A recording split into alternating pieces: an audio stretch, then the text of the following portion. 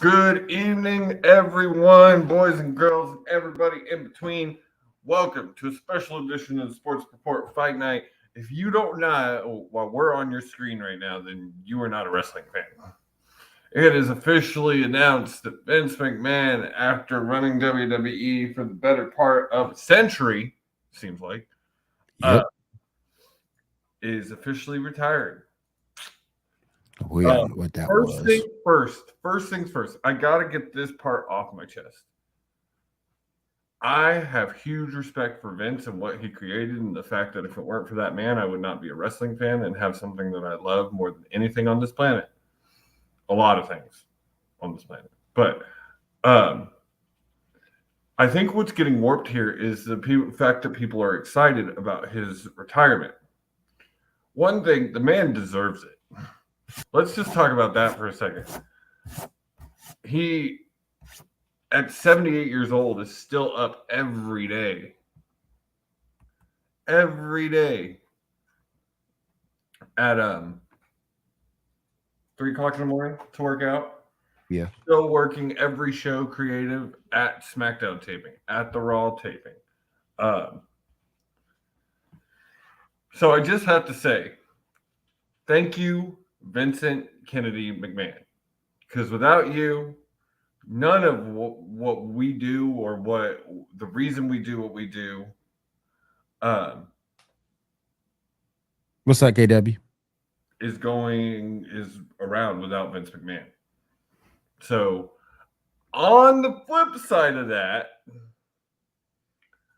and now I don't say this is going to be fast or anything like that, but I am finally excited what WWE is going to look like with Stephanie McMahon and Triple H in charge. If you also haven't heard, Stephanie and Nick Khan will be co-CEO for the time being. John Laurinaitis has already been let go. Triple H is resuming his role as head of talent relations, and I have heard multiple rumors that Kevin, oh shit, now his name, what's the backstage dude? He was on Total Divas.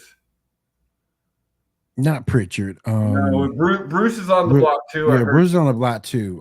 But the other Kevin, he's expected to leave as well. I heard by the end of 2022 is Mm. what I am hearing. There's about to be a huge shakeup in WWE. I had a feeling we had talked. I saw a TikTok actually today that said, if you'd have asked me a month, 2 months ago, will Vince ever retire from WWE? I'd have told you no, flat out. Retire, no. Sell, possibly. Um, but after the allegations and everything, this doesn't surprise me. I mean, He couldn't beat the Chargers, man. yeah, there was no beating the charges, not without sullying WWE's name. Um, It's time I, anyway. It was time. The man was 77. It was yeah. time. I mean, we praise him for all the good, but let's also look at the bad. Let's look at the last 20 years. You can go back further than that. Go back. This is the man that killed. Yeah. If you want to look at all the bad, this is the man that killed. This is the man that killed the territories. He destroyed the territories. He had a jaded way of looking at things. Cesaro, I'm use for an example. Cesaro was over, straight up over. Everybody wanted to see him go over, and for some reason, he didn't grab the brass ring. No, you give the fans what they want. Finn Balor, even after his injury, was still over. Did you do anything with him? Rusev Day. Just saying. I mean, and AEW brings up a good one too. Ricochet. I even though Ricochet hasn't gotten quite as over as like Balor was over, or as Rusev was over. Cesaro section. Like you even go back further than that and look at Rey Mysterio and his top, and when he was champion, he was built like crap. Well, and then this one here, I actually just read an article about this one and how dirty Vince did Shinsuke when at his WrestleMania match, and how it just was bullshit. how Shinsuke should have won that night. Yep. He should have won that night. So there's been a lot of takes on this. Nothing is gonna change start to change probably until after SummerSlam. SummerSlam is pretty much locked. Oh, what did you think of the Brock Lesnar news after all this? And we got, Ando, what's up, man? Appreciate you being here, man. Thank you. Man, the thing with Brock, though, the one thing I did say in the chat, at least Brock was loyal. I'll give him that. This is my thing, though.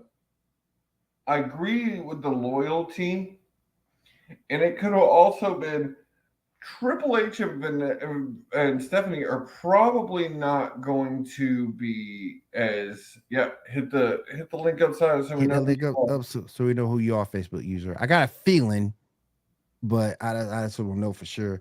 I think he gets the feeling that Triple H and Stephanie are probably not going to rely on the part-timers much, because they don't believe in it as much. Yeah, and I don't blame them. I mean, you've got tons of talent, and I tell you what, as much as he irked me, Theory's growing on me. They with Theory though, he still ain't ready, man. He's still very green, very new. And I don't think if he does cash in, I don't think he needs to win the title. No one believes that, by the way, that he would beat Roman. No one believes that. If you believe that, I got some land. If you believe that, I got some land in Florida I can sell you right now. Well, okay, here's the thing, KW. He's still going to be controlling share. He's still he's a majority shareholder. That won't change. On the board, I believe. But he will not be as far in control as far as creative anymore. He won't be going to shows each week. The day-to-day operations. And I mean, it's not like Stephanie's still not going to have Vince in her ear. I mean, until Vince is dead, WWE will always be partly. Yes, I was going to have some type of blueprint that Vince have left behind. But I am excited to see, because before this, we already started to see changes. TV 14. Now, that supposedly is getting pushed back. And definitely, I disagree. I disagree. I do too. He's got multiple good feuds coming to a head or coming to a setup. He's already had great feuds with Lashley. This feud that they're setting up with Ziggler can put somebody on the map. Yes. On the map. Yes. I think the storyline they're doing with them right now, irking on Lesnar and Roman, is great. But one, Roman is not ending his nearly 3-year title reign to Austin Theory. That is not happening. Can't see it. I'm sorry. There is no way that's happening. And like I said, it's not believable anyway. No one believes that. No one believes that to beat somewhat of that ilk who's been pushed that hard. Don't ever believe Theory's going to win that. It would be, to me, a better story if he didn't win it. Now, maybe if he would have beat Bobby Lashley, okay. He beat Lashley. Okay. Maybe. Beat Lashley clean. But he didn't do it. So no one believes that he can beat Roman Reigns. I see where you're coming from with that, though, Ando. I see where you're coming from with that. But there are ways, especially with him being a Money in the Bank. There are ways to make him still look strong and lose that match. I still say maybe he goes in and he tries to pull this is the way I would do it. He goes in, he tries to pull a Seth, but then Roman beats Brock. He comes out, tries to pull a Seth, but then Brock, just out of pure spite, spears the shit out of Theory. Roman pins him, it's over. In that moment, Theory doesn't look weak. He got fucked. Yeah. I just think that it's not believable. But Ziggler could put him over. Could put him over even more than what he already is. So He can do it. Ziggler can put you on the map. That's a true statement. So on top of this, did you see Tony Khan's tweet about being the longest running CEO?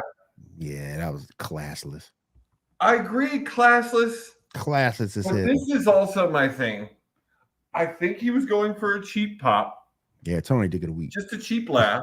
That is true. And this, I mean, I can't argue with that. Dig it a week, straight up. Can't even argue about it. Probably saying that on Monday. But this is the thing. I think people are taking what was meant to be a quip and a plug for his show too serious. I don't think Tony meant it seriously. Now, I think he should have, before he tweeted this, maybe possibly said, hey, thank you, Vince. Without you, I would not be here. Right. Because it's the truth. And I'm sorry, he's still not the longest tenured CEO. Court Bauer has that beat. But you know how the IWC is. They overreact to everything. I mean, I agree. And they do. 100%. We're going to talk about that a little later because I want to talk about the Orange Cassidy Wardlow match.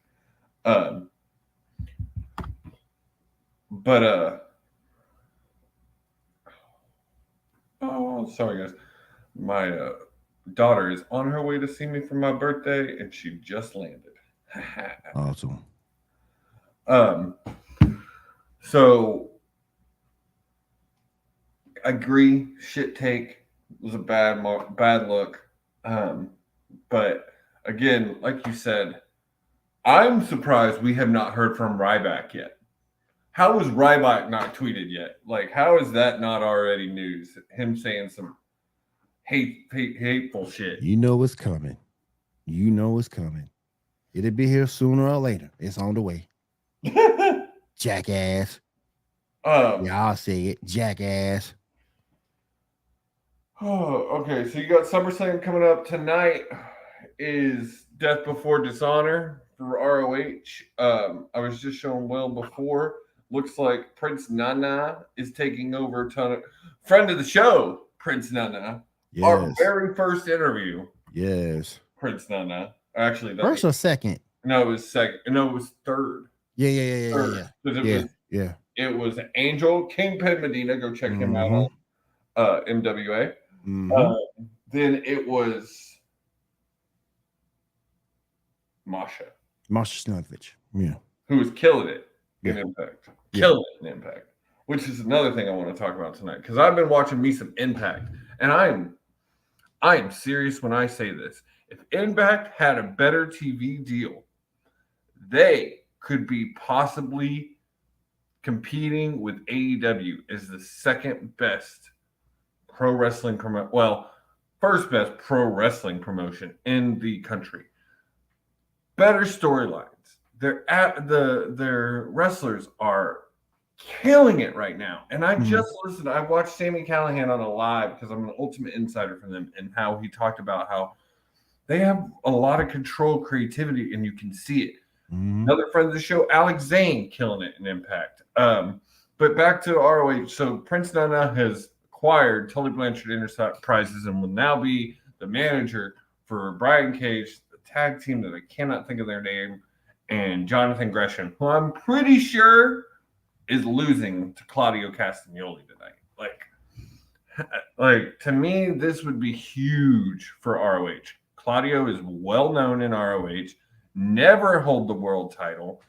He hasn't been out of WWE for 3 months, and he'd be a world champion with another company. I've actually really enjoyed Jonathan Gresham. But right now, I don't think he's the guy to be your champion. Why? Oh, I'm going to sound like such a jackass saying this. He's too small. I'm sorry. And I realize him and D-Bry are about the same height, but it's the way that Gresham is packaged. It's the way his build is. And don't get me wrong, it's also the fact that his girlfriend is yummy. But the thing about it, though, we need to stop Because I used to be like that too. I agree. No, I agree with you. And we need to stop that. If a guy can go, a guy can go. And truly, Gresham should be in the talk of some of the probably top 5 best technical wrestlers right now. Like he is that damn good. Yeah, really it would probably be Claudio Debray. If Claudio wins, he's riding a wave right now. And if he wins, then they want to keep that wave going. That's my thing. And I think there's about to be I think we're about to hear some news on Ring of Honor as far as the TV deal. I think something's in the works. Should be. Because he just announced at the press junket for Death Before Dishonor, Khan announced that the Briscoes have signed a long-term exclusive deal with ROH, which explains why they dropped the tag team titles to the Good Brothers. And I'm pretty sure with that, they'll I hate to see Dax and Cash lose the titles already, but I have a feeling they will tonight. ROH has been mismanaged for years. And you can say what you want, but Tony has shown that he can run a wrestling company. Yeah. Is he perfect? No. No one is perfect. I don't like everything that AEW does. I wasn't a big fan, and I realized they had to do this because they're owned by Warner Brothers, which is owned by Discovery. I did not like all the plastering for Shark Week this week. Like, it was bad. Yeah. Like, I think Excalibur dropped the plug for it like 6 times. Same thing every time. Sounded like some Michael Cole type shit. But I understand they have to do things like that. And then we got to talk about it. This barbed wire everywhere with the Jericho JAS hung above the ring was so bad. Yeah, they beat up old girl for it. Oh my God. Well, they couldn't get the cage open. Ty couldn't get the cage open to let the JAS out. 2 of the members ended up climbing out of the cage. You could tell the whole time that Jericho and Eddie were scared. Like they just weren't comfortable in the match. It was not a good. It probably would go in one of the worst AEW matches, up there with the exploding barbed wire match. This says anything to AEW is stay away from the barbed wire for a while. Yep. Like it's just not. It's not working. It's not working. You also had Jungle Boy return and come after Christian Cage this week. Oh, did you see that Sasha and Bailey were possibly backstage at SmackDown last night? I heard. Rumor that Sasha might be resigning now that Vince is no longer in charge. $30,000 per appearance. $30,000. You saw that? $30,000 per appearance. It's freaking ridiculous. That's crazy, bro. That's Ric Flair, Hogan type of appearance. Bro. That's what Sting charges. That is literally what Sting charges to do a meet and greet. Yeah. Okay, so there's wasn't a whole lot. I just really wanted to come on and talk about Vince. It wasn't a whole heck of a lot that went down. No, and I know you got a show tonight, but I was having a little bit. I was on Wrestling TikTok today, and I wanted to bring something up because we're not just a highlight show. We just like to talk wrestling. Me and Will have both been fans our whole lives. We love the psychology of it. We love everything there is about wrestling, whether it be a hardcore match, a comedy match, a serious match, whatever. We think it all has a place in this business. What makes this business great is that there are so many different aspects of it. First things first, before I dive into this, Will, your honest opinion of Orange Cassidy. Gimmick, but isn't it a great gimmick? Because you really got to think about it, and you realize, like, yes, it's doing what it's supposed to. He's got this nonchalant attitude, and he's going out there, and then he's having these great matches. Well, we've said it. The match with him and Will Ospreay was probably the best match from Forbidden Door. Like he went hard in that That's match. probably his best match ever. When you go back and look at it, him and Will I would say it was probably one of Ospreay's and OC's best matches. And that's saying something because Ospreay has had some legitimate bangers with some high caliber talent. I like Orange Cassidy. I just think he's a gimmick guy. But this is the thing. With little substance. But he's shown the substance. And don't get me wrong, sometimes the gimmick even irks me to an extent. Like there's sometimes I wish he would care, but I thought about this today. Think about when they finally pulled the trigger. Because you've seen it a little bit, like when someone breaks his glasses, he'll come out, he'll start fighting. But see, when they figure out whatever it is to make him actually flip, that's going to be a great long-term story from his gimmick. And probably be the point in time that they finally put the title on. And that's a great build. But I say this to bring up, did you see the match between him and Wardlow? First of all, you can't have it both ways. Because you can't say Jonathan Gresham is too small to be the world champion, and say Orange Cassidy isn't small to be the world champion. You're right. He is small. You're right. Yes, he is. You can't have it both ways, and that's why I say we can't look at things like that anymore. But and you're 100% right on that. And I should take what I said back. So Orange is billed at 5'10". Hell, if you go back to the day, he would have been a cruiserweight.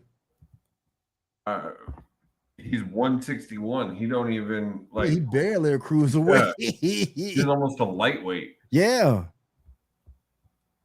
He would have been back in WCW. He would have been wrestling. He would have been wrestling Jusha Thunder Liger, Flying Brian, guys like that. Gresham is billed at 5'4", Will. So that's tiny even for like. And I'm not trying to like go after him because I know like. But so is Orange Cassidy. He's 5'10", 5'4", and 5'10" is a big difference. They're both. But look at Orange Cassidy's build. Yeah, Gresham is shorter. Gresham is shorter, but look at Orange Cassidy's build. Here's the crazy thing: they weigh the exact same. Orange Cassidy is built like he's built like a fry cook. He's built like a stick. I mean, he's built like my brother. He like the number one. He built like the number one. So if you're gonna put that on Gresham, yeah, I get that Orange Cassidy's 6 inches taller. I get that, but look at the size. Again, it's just the way. It's gotta hurt him to take a bump. He ain't got no muscle. It's the way Gresham looked for me. He just, it's all the muscle makes him look real small packaged. And I don't get me wrong, he's a talented wrestler, and I do think he deserves to be champion. And like I said before, probably one of the top 5 technical wrestlers in the game right now. Yeah. But I brought that up. Did you see any clips between the OC and Wardlow match that took place 2 weeks ago? No. So a lot of people saying that there's no reason that match should have happened and that it killed Wardlow's momentum. At one point, he even got booed. This is my thing. Sometimes in wrestling, matches just happen. Like, we can't take everything so seriously. And let's just have fun with the match. That was a great match from both of those guys. It was an amazing match. They both did well. And who are you targeting at this point? You're targeting the IWC. Look who you're targeting to. That's why they're saying the stuff that you're hearing. It's because they don't understand. Oh yeah, what we do. What I'm hearing, yes. Yeah. I mean, yes. That's my job, Will. Yeah. I'll go out there and see what the IWC is saying, so we can talk about it here. But but the viewpoint is different between you and them. Because you're a true fan. Because I'm a true fan, and I also refuse to buy into the toxicity that is this community. Exactly. That's the thing right there. You can't buy into the toxicity of it. God, man. And I swear, like in the past 2 months, I think it's gotten worse. Yeah. Like the WWE and the AEW fanboys, like, and when I say fanboy, I mean a person that just everything that one company does can do no wrong. Right. And there are people on both sides. There are AEW ones, there are WWE ones on both sides of the coin. But why can't we just realize that we are in probably one of the second greatest moments of wrestling, second to only the Attitude Era, ever? Like, and also realize that maybe wrestling doesn't need to be mainstream. Like, we put too much on ratings, which I think ratings are bullshit. I don't watch wrestling on a TV. I watch it on my computer. I don't know how that counts for ratings. I know a lot of people who stream their shit. I know a lot of people who record it and watch it later. They don't count for things like that. So there's so many different ways. Shit, if you have you can go on and watch AEW any day of the week on TNT.com or on TBS.com. True. For free. True. So it's a different. You have to have something. But you have to have something that justifies the advertising. You do. But also on that note, it came out just the other day that Warner Brothers is very happy with AEW and looking to capitalize more on them and wanting them to run more pay-per-views come next year. Well, it's the best thing going in pro wrestling today. Until WWE gets caught up with their bullshit. And the last thing that's gonna take time. That's gonna take serious time. Well, honestly, I think AEW needs to partner with Impact again. Somehow they need to work together and get Impact a better TV deal. If you have Impact with a better TV deal and AEW do it, like those two together could take on WWE. Because right now, because you see WWE already reacted TV 14. Because I don't care what people say, you knew what Vince was gonna do. You knew what Vince was gonna do before the TV 14 thing even got announced. You knew what he was gonna do. There was considering that just last year, Vince was saying that they would never go away from PG again. Never. Mm-hmm. So I knew when that came out, like, that's not a Vince decision. You knew it was going back to TV 14. So once you go back to TV 14, Vince is gone. Hopefully they replace the writers.